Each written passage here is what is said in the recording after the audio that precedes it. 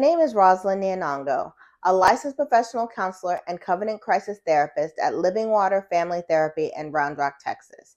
And you are watching Living Water for Real Life, where I sit with women in the deep end of real life and point them back to the living water by integrating faith and evidence-based therapy so they can move forward. Let's dive in.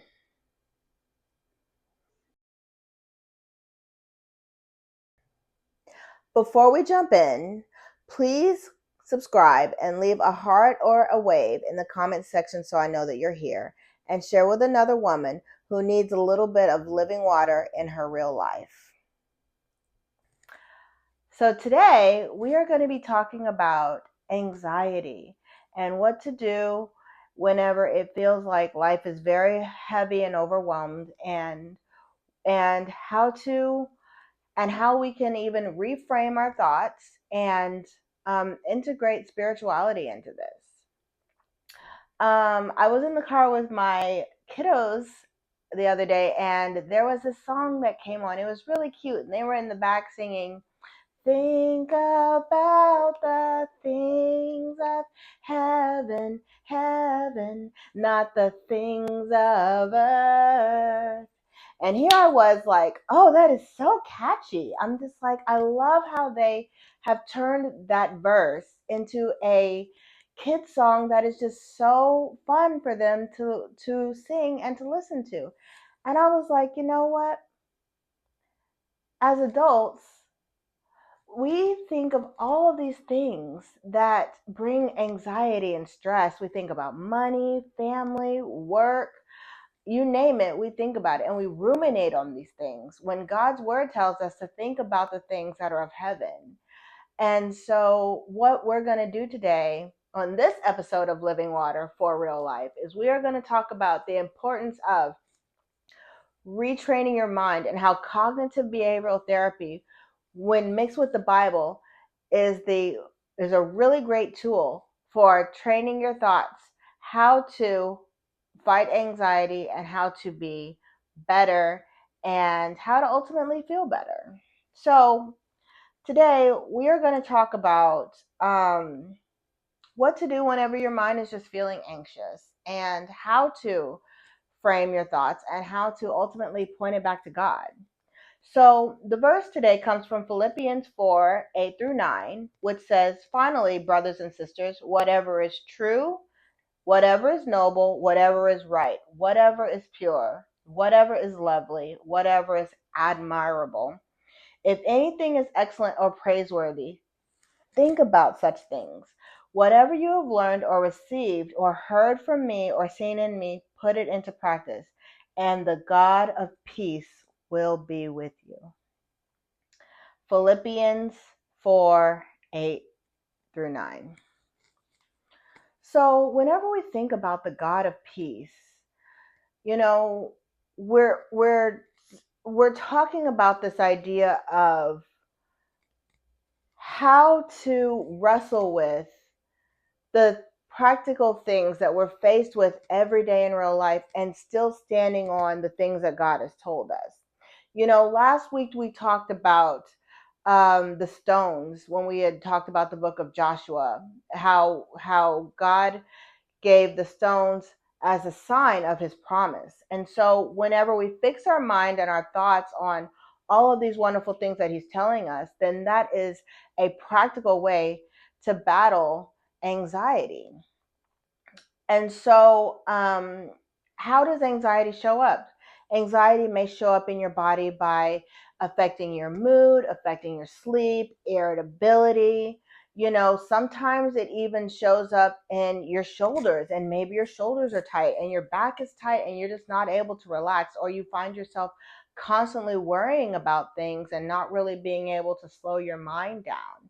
Well, whenever you integrate what we call cognitive behavioral therapy, and whenever you catch those thoughts whenever you're having them, and when you reframe them, then that is what encourages actionable change. And taking it a step further, within the DBT framework, which is dialectical behavioral therapy, there is a tool in there called fact checking and thought replacement. And so whenever you do these things, what it does is it helps encourage lasting change, and it also helps to encourage um, long-standing growth. And so, whenever we tie back what anxiety physically looks like, and even, you know, thinking about how anxiety may show up in someone's body, you know, then it brings up the question, well, Roslynn, okay, I have these anxious thoughts, whether it be about money, whether it be about relationships, kids, whatever. I have these thoughts, and yeah, what you're saying sounds all well and good, but how is that applicable to me, right? Well, how it's applicable is whenever you have that anxious thought, right? Let's say maybe it's about money. you know, Groceries are really expensive. I spent too much and now my account is negative. Okay, that may be true. That may be a fact. And even though it is a fact and it is true, has there ever been a time where God has not provided? Has there ever been a time where you and your children went hungry? Whenever you and your family ever went and did not have the things that you needed? No, because the Lord always provides. And tying back to the Joshua verse, God always puts stones of remembrance of times whenever he's faithful. So whenever you turn that around and put a cognitive lens on it, cognitive behavioral lens on it, then it's okay. I had this thought of being anxious about seeing what's in front of me in the physical realm, right? But then I think about the time that God was faithful. And I remember God came back. God always sees me. He always takes care of me, right? So whenever you catch that thought that starts ruminating and going down the rabbit hole of, oh, things are just terrible. No, we're going to catch that thought. We're going to reframe it and say, yes, things may be difficult right now. And even though things are difficult right now, God has been faithful in the past. So how can I be steadfast in this moment and be obedient and serve God in the way he's calling me to? So I'm going to think about the times he was faithful. I am going to take actionable steps to make sure that I am in his will, to make sure that I am able to take care of myself and my children, to do the things that I need to do in the moment to take care of whatever God is trying to do in this season. You get me?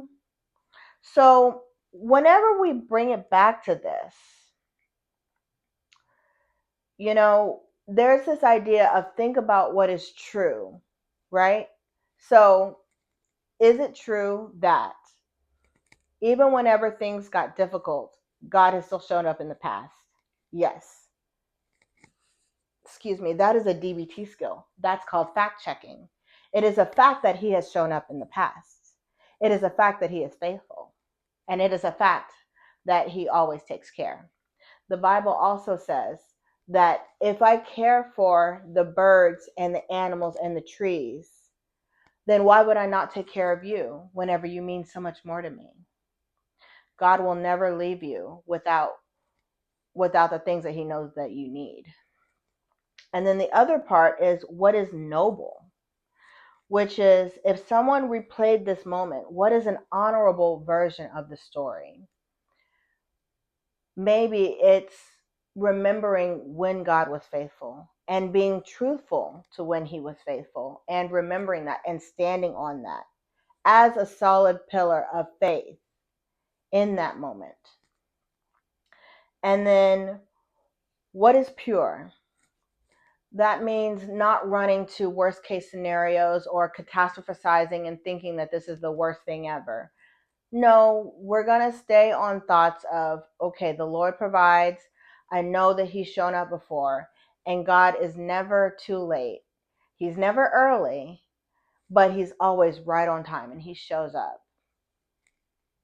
And then what is lovely? Where is the beauty in God and in the situation? Because there's always beauty in the situation. And so it's fixing your eyes on finding where that beauty is in the moment and acknowledging that and even admiring that. And ultimately, when you're in that period of thinking about the things that God has done that are pure, noble, holy, righteous, even whenever things are difficult, you're forcing your mind cognitively to replace those negative, anxious thoughts with things that are going to help uplift you and help pull you out of that, to improve your mood, to improve your behavior, and even to improve your interactions. And those are the things that are going to help get you through these periods of waiting. And what is excellent and what is praiseworthy? What is something that I can give God thanks for today? I'm thankful that God woke me up today. I'm thankful that I have air to breathe in my lungs. I'm thankful that there is food for me to eat today. I'm thankful that my kids are healthy and well. Whatever it is, find something to be grateful for. There's always something to be grateful for, even whenever life is difficult. And I know that sometimes it can be difficult to find the thing to be grateful about, but I encourage you to have a journal and write down your prayers. Like whenever you're in the thick of it and things are feeling really heavy and difficult, write down your prayers. And also write down times that God has been faithful so that whenever things are difficult, you can look back at that and you can remind yourself of the time that He did show up and he and whenever he was holy and whenever He is holy and whenever He does things that are beautiful, because all of the things that God does is beautiful and holy. And so the thing is reminding yourself of when those things happen whenever it is difficult.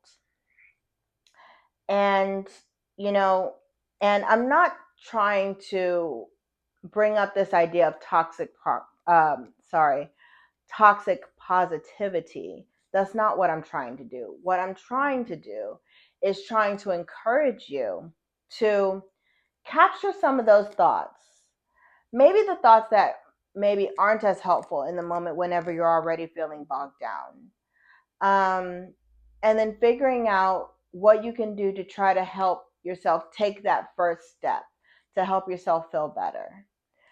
Um, and it's okay to be sad, to be in your feelings. That's okay. And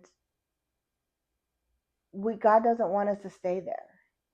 I always encourage my clients, while you're in a season of growing, God never plants seeds without putting a little pressure on them and watering them. Because in order for a flower to grow, it has to have dirt on top of it, which applies pressure. And it also has to have water to help it grow, and it has to have sunlight. And whenever you're applying that pressure to the seed, I ask my clients, what is it that you're supposed to be learning in this season? What is it you're supposed to be doing in this season? Um, Things happen for a reason. And don't waste this time that you can be growing. What is it that you're supposed to be doing in this season? And, you know, I want to encourage you to practice peace, which is sitting in that and asking yourself and even asking God, okay, God, what am I supposed to be doing right now? What am I supposed to be doing in this moment? And asking Him to give you peace, which surpasses all understanding.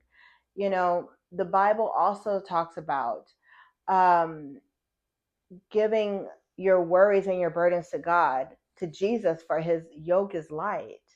And so whenever you cast your cares on the Lord, it creates an opportunity for you to give away some of that responsibility, because it wasn't yours anyway. Um, I was talking with a colleague the other day, and we were talking about the process of the 12 step, AA, NA, things like that. And we were talking about why those programs work so well. And the reason why AA and those 12-step programs work so well is because what they do is have the client acknowledge that they need help outside of themselves. And what they do is they have to give themselves and submit to a higher power, which requires them to release control. And so, whenever you talk about anxiety, anxiety is the desire to control the unknown. And you cannot control what you don't know. So, whenever you give up that desire to control the unknown, then you create an opportunity for God to work.